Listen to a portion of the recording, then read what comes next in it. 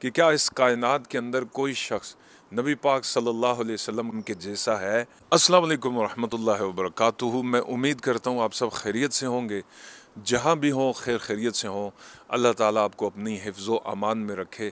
آج کی اس ویڈیو میں ہم بات کریں گے شان رسالت صلی اللہ علیہ وسلم سے متعلق، نبی پاک صلی اللہ علیہ وآلہ وسلم کی ذات، آپ کی شان اور آپ کی صفات سے متعلق، کہ کیا اس کائنات کے اندر کوئی شخص نبی پاک صلی اللہ علیہ وسلم کا ثانی ہے، مطلب یہ کہ نبی پاک صلی اللہ علیہ وسلم کے جیسا ہے، یا حضور صلی اللہ علیہ وآلہ وسلم کی طرح جو مقام آپ صلی اللہ علیہ وسلم کا ہے اس طرح کسی شخص کا مقام ہے، یا کسی شخص کا درجہ نبی پاک صلی اللہ علیہ وسلم کی طرح ہے یا نہیں ہے۔ اس پر انشاءاللہ بات کریں گے، اور یہ مین بنیادی عقیدے کی بات ہے، اسے اچھی طرح سے ذہن نشین کر لیجئے گا، اور اس ویڈیو کو دوسروں کے ساتھ ضرور شیئر کیجئے گا تاکہ جن تک یہ اہم قیمتی چیز نہیں پہنچی آپ کے توسط سے، ان تک یہ اہم چیز پہنچ جائے۔ نبی پاک صلی اللہ علیہ وآلہ وسلم کے جیسا کوئی نہیں ہے۔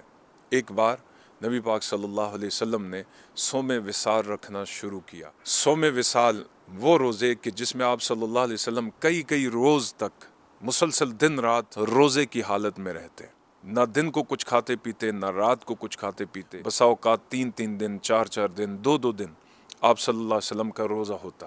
صحابہ نے جب نبی پاک صلی اللہ علیہ وسلم کو دیکھا، انہیں بھی یہ شوق ہوا کہ وہ بھی حضور صلی اللہ علیہ وسلم کی طرح صوم وصال رکھیں، کیونکہ صحابہ شمع رسالت کے وہ پروانے تھے کہ نبی پاک صلی اللہ علیہ وسلم کا کوئی بھی عمل دیکھتے تو اسی طرح سے عمل کرنے کی کوشش کرتے تھے، کیونکہ انہیں معلوم تھا کہ حضور صلی اللہ علیہ وسلم کی سنت اور حضور کی اتباع ہی دراصل آپ صلی اللہ علیہ وسلم کی محبت ہے۔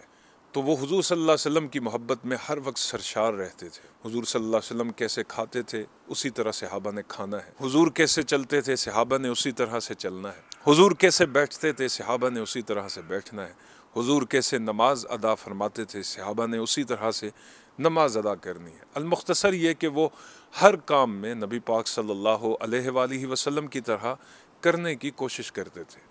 اب جب نبی پاک صلی اللہ علیہ وسلم نے صوم وصال رکھنا شروع کیے تو انہوں نے بھی صوم وصال رکھنا شروع کر دیے۔ اب ان کے صوم وصال رکھنے کی وجہ سے بہت بڑے مسائل نے جنم لینا شروع کر دیا۔ وہ مسئلے کیا تھے کہ اکثر صحابہ جو ہے نا، ان پر کمزوری طاری ہو گئی، نقاہت کا اس قدر غلبہ ہو گیا کہ ان کے لیے نماز ادا کرنے کے لیے مسجد نبوی تک آنا مشکل ہو گیا۔ جب نبی پاک صلی اللہ علیہ وسلم نے جماعت کے اندر صحابہ کرام کی کثیر تعداد کو غیر حاضر پایا تو حضور صلی اللہ علیہ وسلم نے پوچھا کہ یہ فلاں فلاں کہاں ہے؟ عرض کی گئی یا رسول اللہ صلی اللہ علیہ وآلہ وسلم وہ سب اپنے گھروں میں ہیں۔ پوچھا کہ کیوں؟ یا رسول اللہ یہ وجہ ہے کہ جس کی وجہ سے ان پر کمزوری طاری ہو گئی ہے، نقاہت طاری ہو گئی ہے، جس کی وجہ سے وہ مسجد نبوی میں نہیں آ رہے۔ حضور صلی اللہ علیہ وسلم جلال میں آ گئے، آپ صلی اللہ علیہ وسلم کا چہرہ اقدس سرخ ہو گیا، فرمایا سب کو جمع کرو۔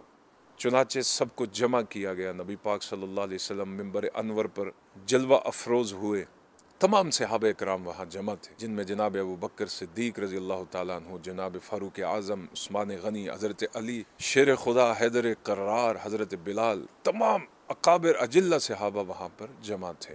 تو حضور صلی اللہ علیہ وسلم نے ارشاد فرمایا ایکم مثلی، 2 الفاظ کہ تم میں سے مجھ جیسا کون ہے؟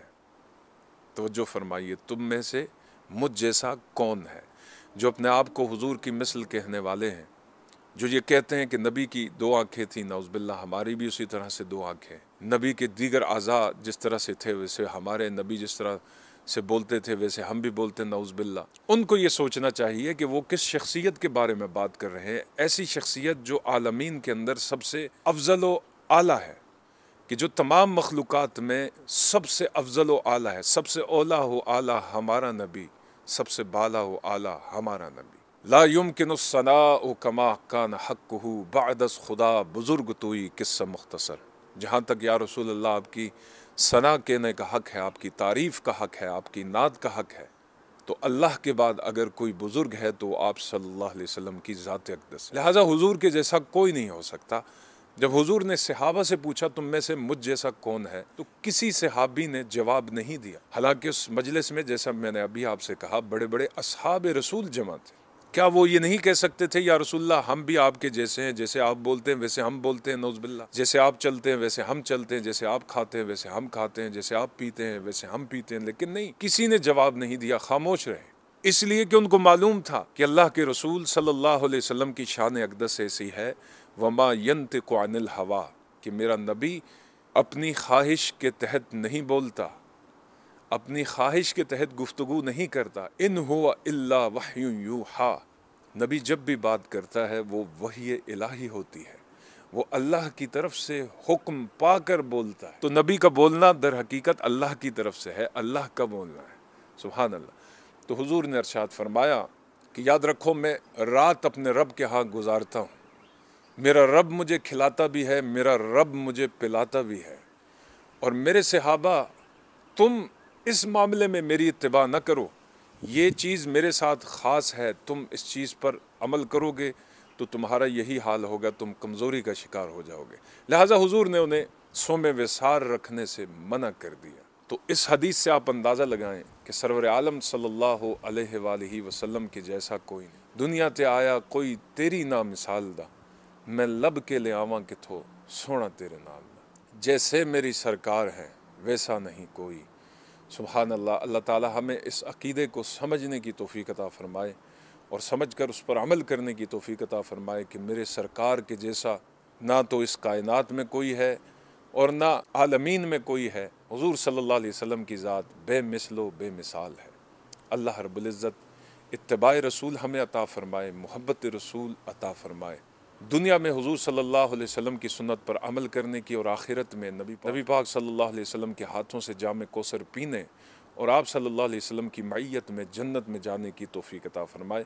السلام علیکم ورحمۃ اللہ تعالی وبرکاتہ۔